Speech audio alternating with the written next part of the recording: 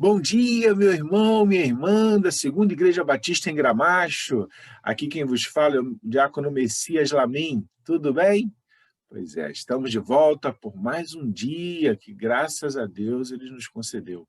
Hoje estaremos falando aqui sobre a lição de número 7 da nossa revista da EBD. Muito bom estar com você neste dia. Espero muito que Deus esteja te cuidando de você, te abençoando, entregando para você muitas alegrias, muitas bênçãos. E hoje nós temos o privilégio, isso mesmo, o privilégio de que a nossa lição da EBD seja feita pelo nosso irmão Júlio. Isso mesmo. Então, eu quero lhe convidar a participar conosco, assim como você tem feito aí, em vários outros momentos, em vários outros domingos. Espero que você seja muito abençoado por esse nosso irmão querido e que, de fato, você consiga receber de Deus aí todo o conhecimento e aprendizado que Ele tem separado para cada um de nós. Então, seja abençoado. Irmão Júlio, vem, vamos nessa. Olá, queridos. Que Deus a todos abençoe, tudo bem? Para a gente é um privilégio mais uma vez estarmos reunidos dessa forma, virtualmente, em virtude da pandemia. Então, a nossa classe de escola bíblica tem sido feito assim, uma classe única e de forma online. E desde já eu quero agradecer o irmão Messias Lamin pelo convite, o professor Messias Lamin, que tem nos abençoado nesse período de pandemia, ministrado, se dedicado a trazer estudos da palavra do Senhor para a sua igreja. Então, para mim é um privilégio muito grande também poder participar desse momento. Eu sou Júlio Carvalho, membro da Segunda Igreja Batista em Gramacho, também sou professor de escola bíblica na classe Heróis da Fé, seminarista no 4º período do Seminário Teológico Batista da Faculdade Batista do Estado do Rio de Janeiro, e para mim é uma alegria muito grande, Eu sou professor, gosto disso, gosto de ministrar a palavra, e sempre que há um convite, e mais do que um convite, uma incumbência, não de substituir, mas de compartilhar esse espaço com o professor Messias Lamin, para mim é um grande privilégio. Estamos estudando a revista Palavra e Vida, Vencendo as Adversidades, Exemplos da Bíblia para o Nosso Tempo. Então hoje o nosso estudo, a figura, o personagem ainda do nosso estudo é o profeta Eliseu. E a passagem encontra-se no 2º livro dos Reis, no capítulo 4, dos versos 38 ao verso 41. Estou aqui usando mais recurso tecnológico aqui, o tablet e o smartphone. Então aqui eu estou à caça do material que a gente preparou. Então o texto diz-nos o seguinte, no 2º livro dos Reis, capítulo 4, do verso 38 até o verso 41. E o título dessa lição, da lição número 7 da revista, é Quando a adversidade é a falta de recursos. Vamos para o texto e aí, se Deus permitir, a gente vai conversando um pouco sobre a lição. Eliseu voltou para Gilgal. Havia fome naquela terra. Quando os discípulos dos profetas estavam sentados diante dele, Eliseu disse a seu servo: ponha a panela grande no fogo e faça um cozido para os discípulos dos profetas. Então um deles saiu para o campo a fim de apanhar ervas. Ele achou uma trepadeira silvestre e, colhendo os frutos, encheu a sua capa com eles. Voltou para casa, cortou os frutos em pedaços e os pôs na panela, mesmo sem saber o que eram. Depois deram de comer aos homens. Enquanto comiam do cozido, gritaram: morte na panela, ó homem de Deus! E não puderam comer. Mas Eliseu disse: tragam farinha. Ele a colocou na panela e disse: sirva às pessoas para que comam, e já não havia mal nenhum na panela. Amados, que o Senhor abençoe a sua palavra ao nosso coração. Morte na panela. Esse trecho das Escrituras já dá o nome a muitos títulos de mensagens e também de estudos bíblicos. O texto que nós lemos tem alguns destaques importantes para a gente fazer. O local era Gilgal, era uma região que para os israelitas era de grande importância, porque no passado era uma espécie de um centro religioso. No passado que eu digo, lá quando o povo de Israel, ainda os hebreus, saíram do Egito, Moisés os conduziu para fora do Egito, para fora da escravidão, que passaram por mais de 400 anos, e antes deles serem introduzidos em Canaã, a terra que manava leite e mel por conta da sua riqueza, da sua produtividade, antes deles serem introduzidos em Canaã, Moisés morre. Então quem lidera o povo na entrada da terra é Josué. E nessa terra, eles em adoração a Deus, em gratidão a Deus, realizavam muitos cerimoniais, e boa parte desses cerimoniais era nessa região que para esse texto bíblico era Gilgal. Então esse era o cenário, esse era o local onde Eliseu ministrou a palavra àqueles discípulos e a também o seu discípulo. Eliseu era um profeta. O profeta no Antigo Testamento é aquele que trazia ao povo os oráculos de Deus, a mensagem de Deus. Então, toda vez que lemos na Bíblia, profetas são aqueles que o Senhor dava a sua palavra, e esses homens, e até mesmo algumas mulheres, eram responsáveis por ministrar a voz do Senhor, a mensagem do Senhor, à sua nação, às autoridades. E é interessante que essa mensagem, ela ia além de orientar o povo a uma santidade, orientar o povo a uma adoração ao único Deus. Essa mensagem também continha, lá no seu conteúdo também havia mensagens para autoridades. Também tinham assuntos políticos que o profeta tratava com os reis, assuntos de questão social, de justiça social, tudo resultado daquilo que Deus via entre o povo e queria que o profeta ministrasse. Então a mensagem do profeta ia muito além das questões de santidade, de adoração. Também era espiritual ao profeta falar sobre política, falar sobre questões sociais, que até hoje é responsabilidade dos profetas. Muitos de nós pensamos que o homem de Deus, a mulher de Deus, não deve entrar nessas questões. Engana-se quem pensa dessa forma. O Senhor, ele veio para trazer uma espécie de um novo entendimento, Cristo Jesus, sobre todas as áreas da nossa vida. E isso já lá no Antigo Testamento já era visto. Então Gilgal, a região, Eliseu, o profeta, o seu servo, que o texto fala no verso 38, era Geazi.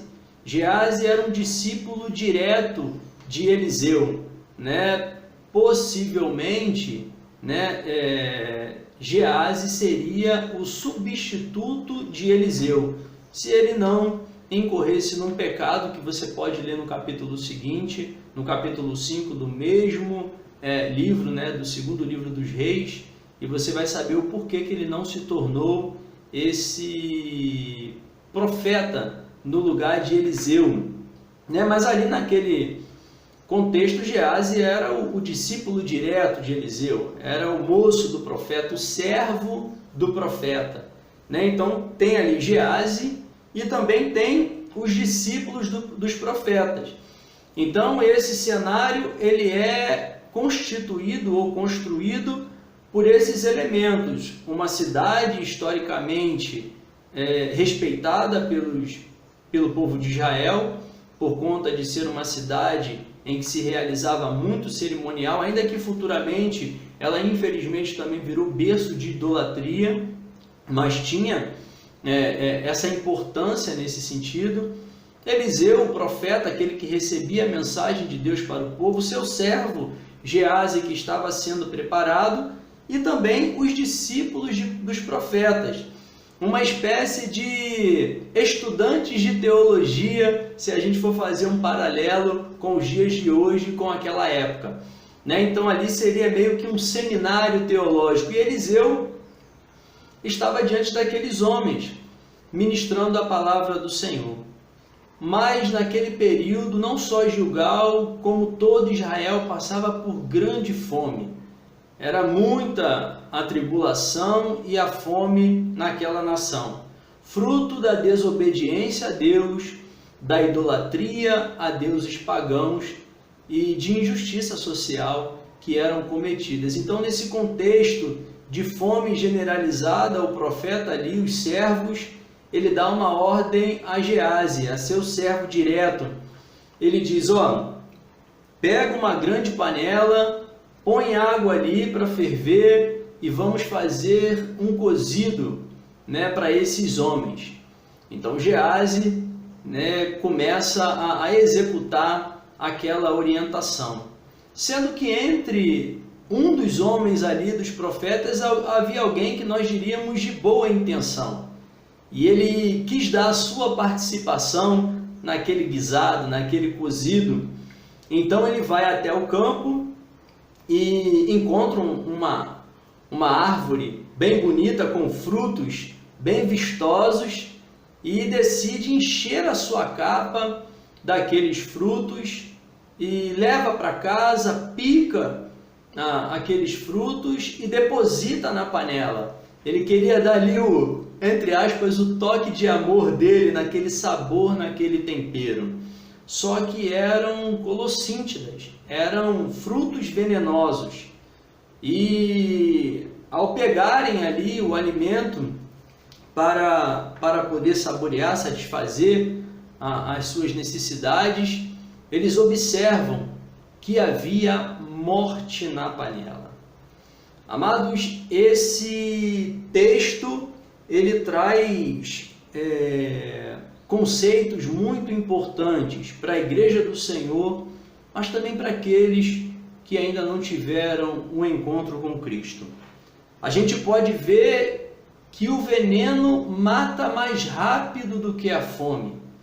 Pior do que a morte causada pela fome é a morte pelo veneno, pelo menos é mais rápido do que pela fome.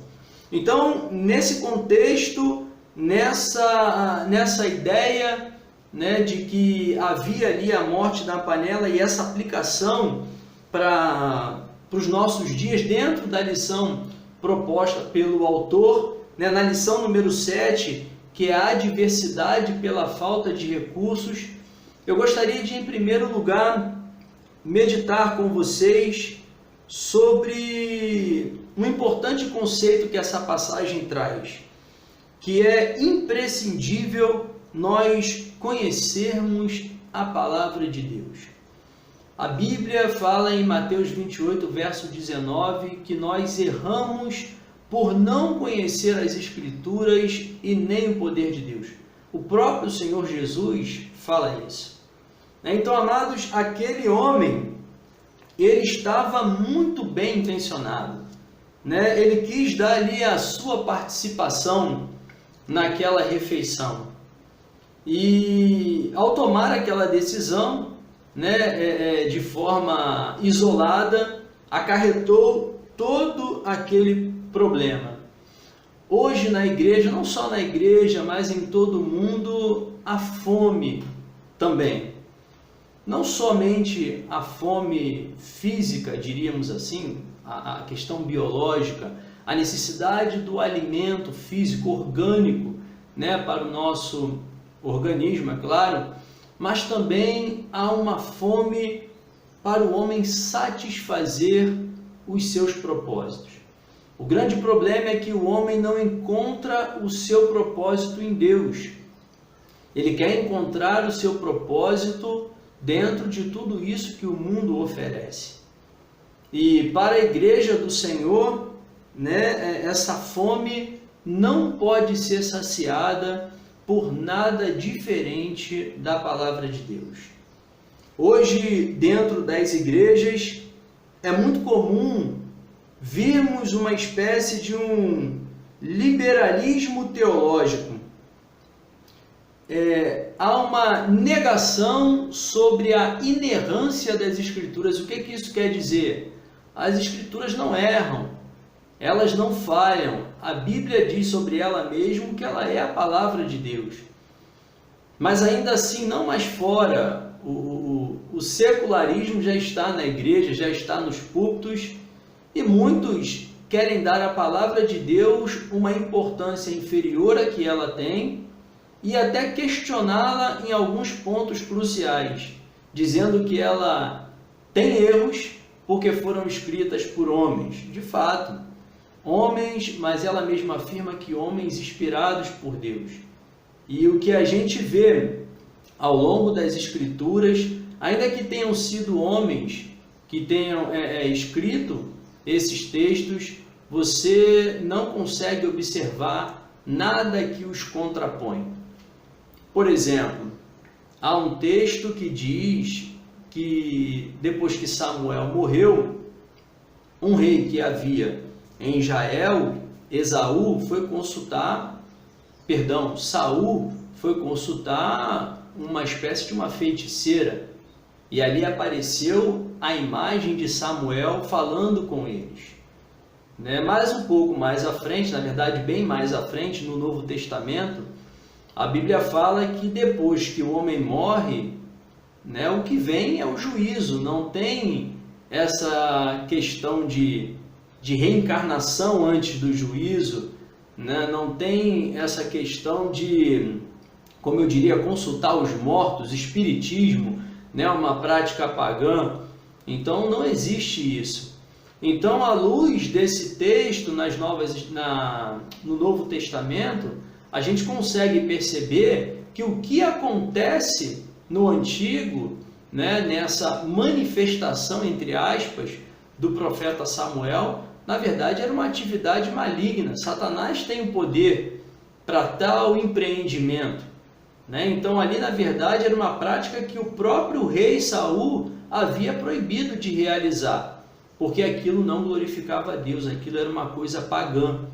Então a gente consegue, pensando nessa questão espiritual, e de que é verdade, se há um Deus, há também Satanás, e ele também reúne forças e condições para realizar a sua obra, Satanás.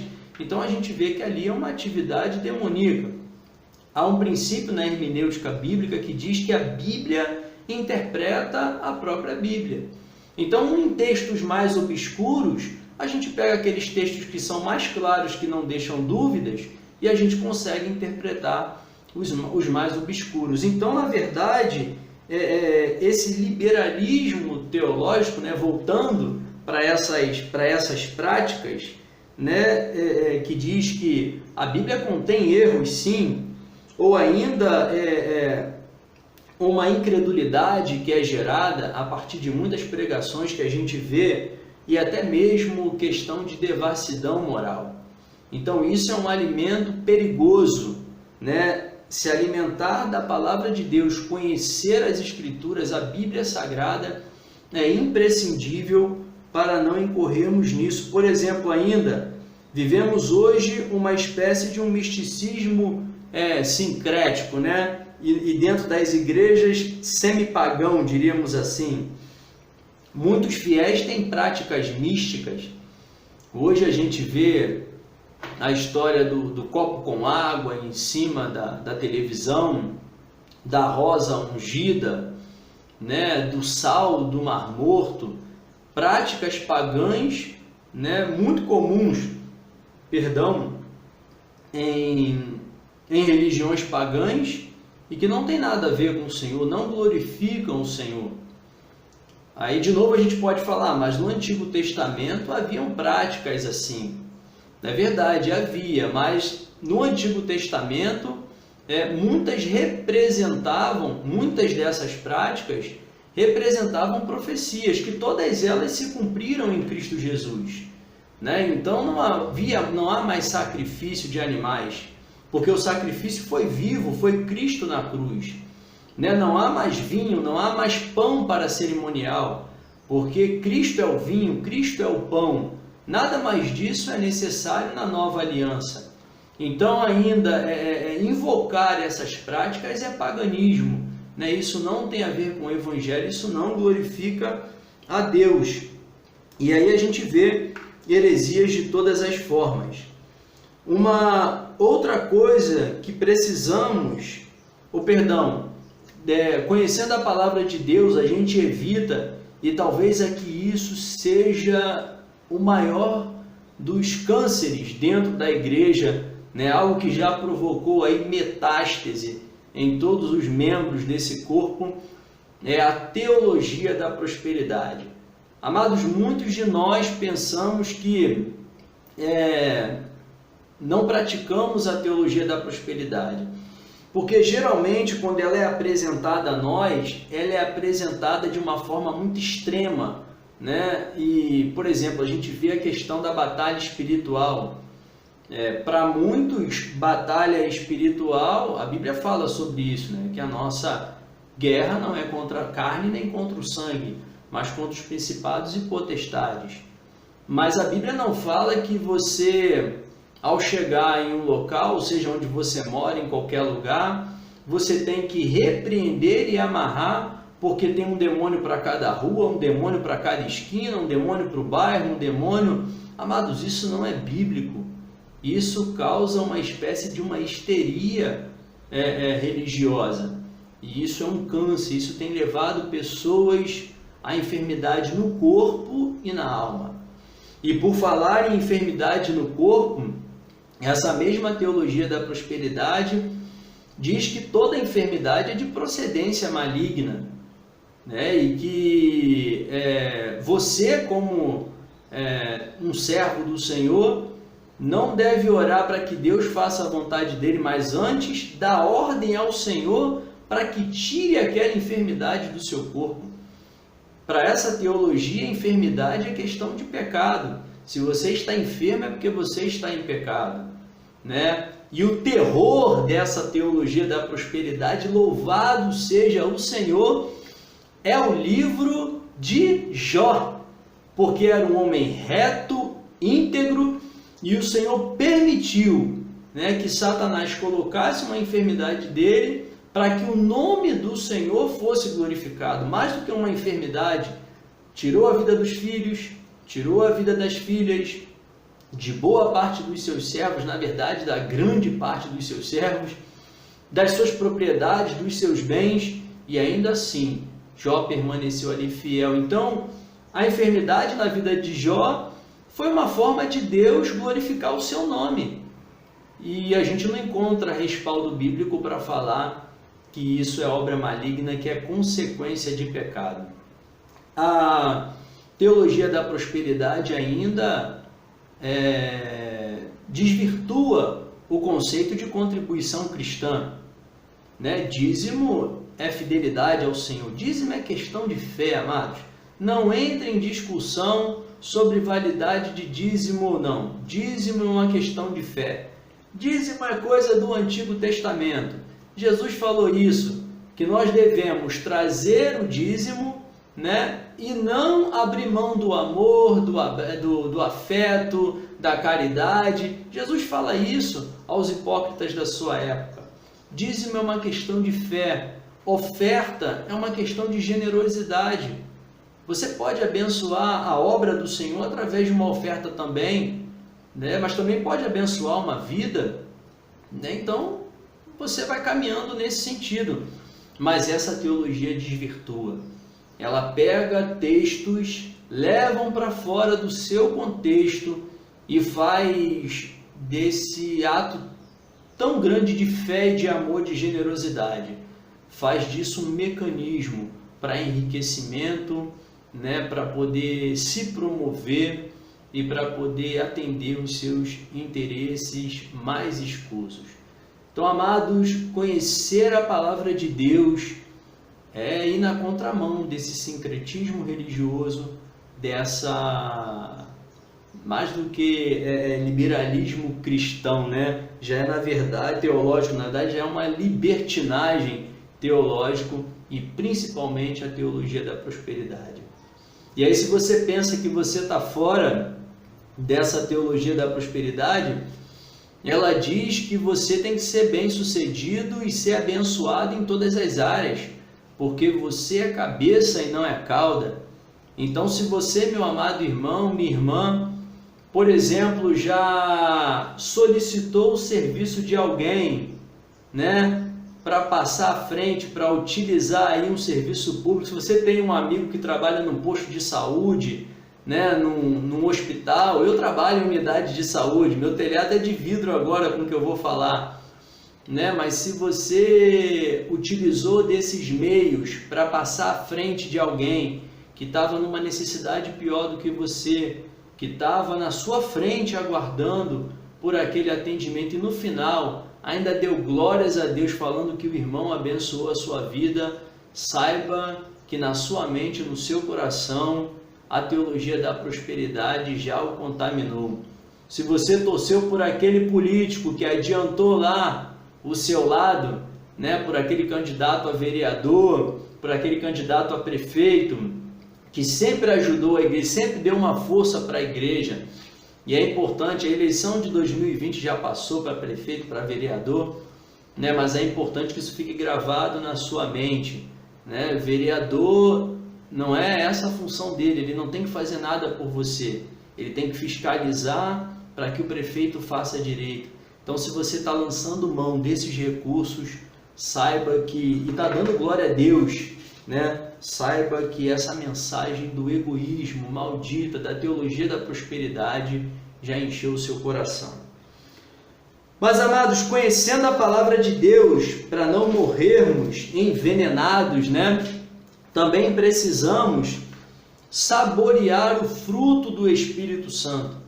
Nesse mundo, diante dessas mazelas todas, né? De tudo isso que a gente falou, de toda essa fome que o homem tem, né? A gente vê violência, e a violência tem alimentado no nosso coração uma fome pela ira, né?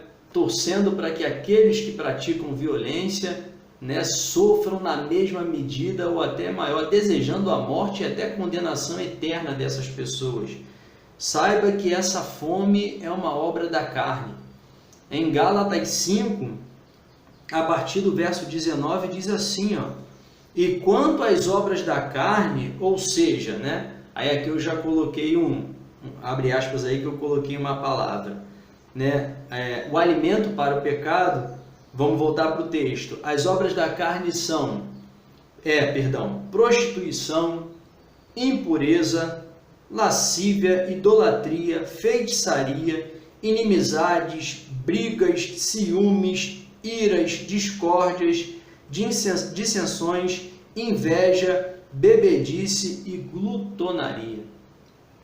Amados, não poucos são os púlpitos que têm pregado um revanchismo, seja na área social, seja na área política, até mesmo nas questões religiosas, alimentando ira, briga, sentimento de ódio.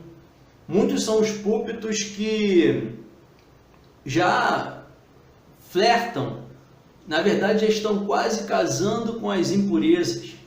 Você já vê pastores de conhecimento público, de certa forma renomados, buscando nas escrituras um trecho, algo que possa fazê-los, por exemplo, abençoar uma união homossexual, né? E vai encontrar esse texto, não porque ele exista, porque vai tirar textos de fora do seu contexto e vai conseguir, entre aspas, fundamento para poder admitir tal comportamento, né? Então, em contrapartida a isso, as obras da carne, há o fruto do Espírito. E a palavra diz que, em primeiro lugar, o fruto do Espírito, ele é amor. Então, se você ira, se você está despertando cólera, se você está despertando sentimentos mais vivos em relação ao seu próximo, saiba, meu amado irmão, minha amada irmã, e também ao amigo e amiga que nos assiste, que o fruto do Espírito é o amor. Mas também ele é a alegria, a paz, a longanimidade, a benignidade, a fidelidade, mansidão, domínio próprio. Tudo isso é fruto do Espírito Santo. Tudo isso glorifica a Deus.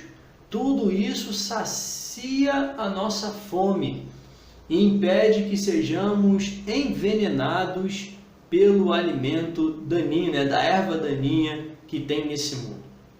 Amado, pense nisso. Em primeiro lugar, conheça a palavra de Deus, para que você saiba de onde extrair o fruto. E em segundo lugar, esse fruto deve vir do Espírito Santo, que vai na contramão às obras da carne.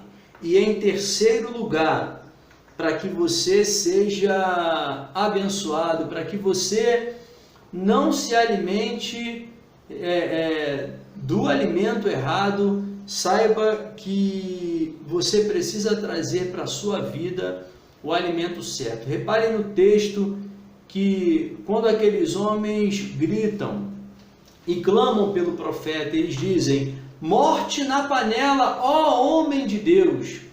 Eles chamam o homem de Deus para intervir naquele momento, naquela situação.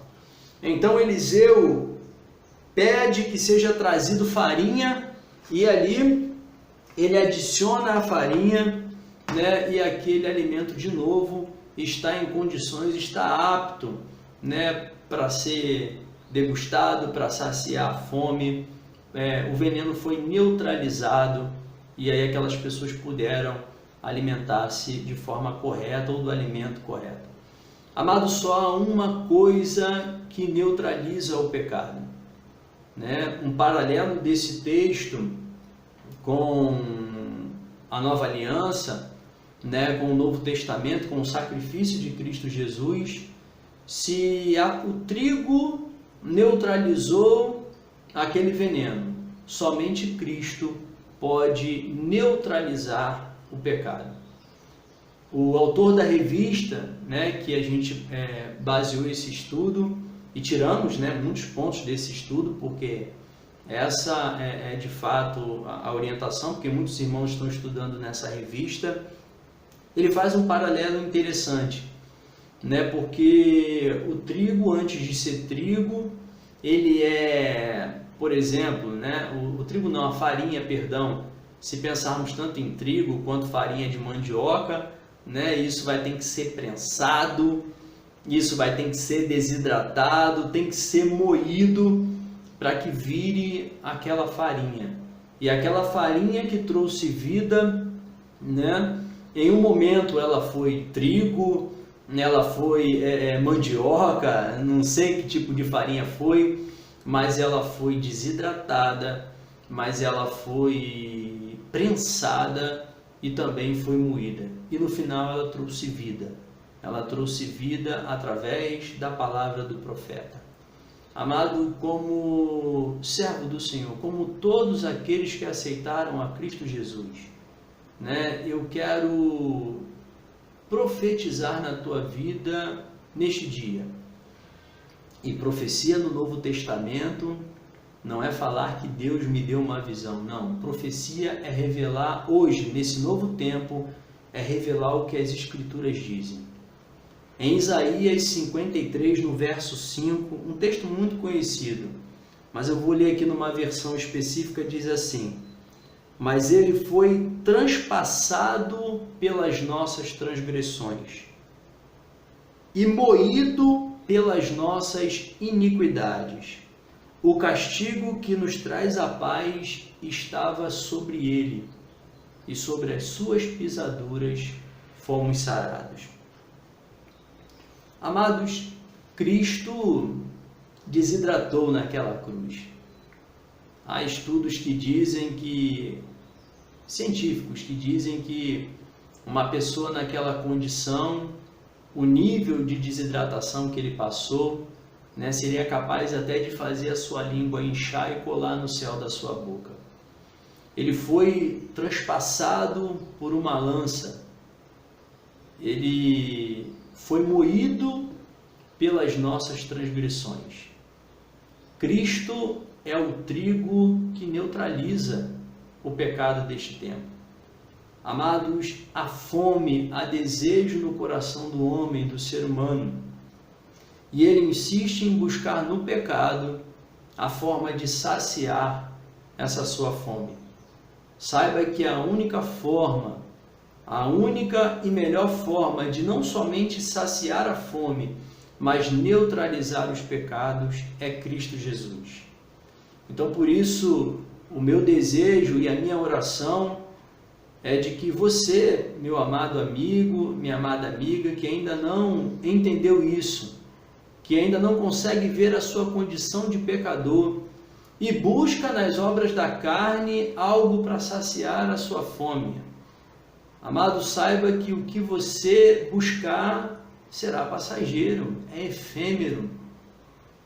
Você buscará os prazeres desse mundo, os realizará e pouco tempo depois voltará a sentir o vazio, não no seu estômago, mas na sua alma, no seu espírito. E vai sentir-se envenenado, porque você não foi criado para se destruir. Você não foi criado para as obras da carne. Você foi criado para ser servo do Senhor, filho do Deus Altíssimo, salvo e remido pelo sacrifício e sangue de Cristo Jesus. Você é precioso. A Bíblia fala que Deus amou o mundo. Deus não amou o que hoje são os cristãos, Deus não amou os ditos evangélicos, Deus amou o mundo de igual forma, todas as pessoas de todos os tempos, de todas as classes, e Deus amou o mundo de tal maneira que enviou o seu único Filho, para que todo aquele que crê nesse único Filho, que crê que Ele é Senhor e Salvador, que crê que Ele pode remir os pecados, se você crê em Cristo Jesus, será salvo e terá a vida eterna. Amado, pense nisso, mais do que pensar, posicione-se diante disso. Há um alimento muito bom, nutritivo, pão da vida, Jesus Cristo, capaz de não somente saciar os desejos da tua alma, mas de neutralizar todos os pecados que te abatem.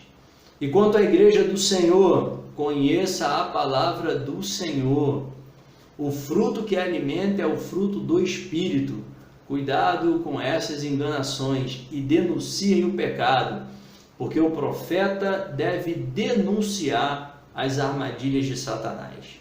Eu quero orar com vocês, agradecer a Deus por essa oportunidade, quase um ano aí de pandemia, e eu não lecionava nesse período numa classe, e hoje a nossa classe é virtual, e graças a Deus e também pela confiança da nossa liderança, eu estou aqui podendo fazê-lo.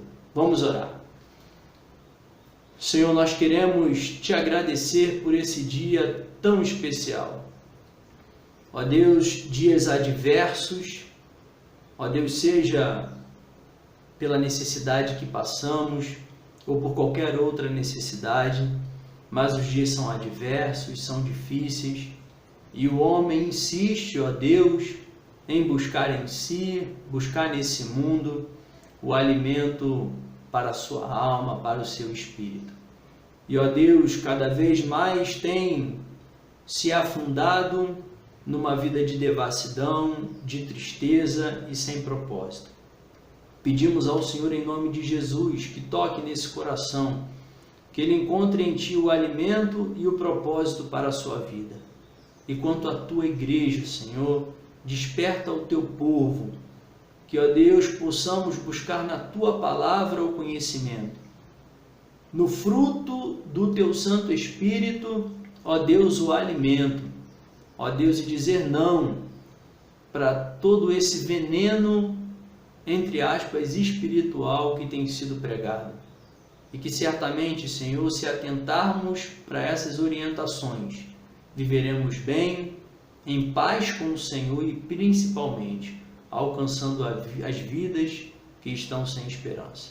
Muito obrigado, Pai. Nós te agradecemos, te louvamos, no nome de Jesus, e pedimos aonde essa palavra for, ó Deus, onde cada estudo desse for, ó Deus, pela internet, ó Deus, dentro ou fora da nossa cidade, Duque de Caxias, Senhor, em outro estado, em outro país, ó Deus, que o Senhor, ó Pai, use cada pregação, cada aula, ó Deus, de nossa escola bíblica, para tocar nos corações e cumprir o teu propósito. Muito obrigado. Nós te louvamos, te agradecemos, em nome de Cristo Jesus. Amém.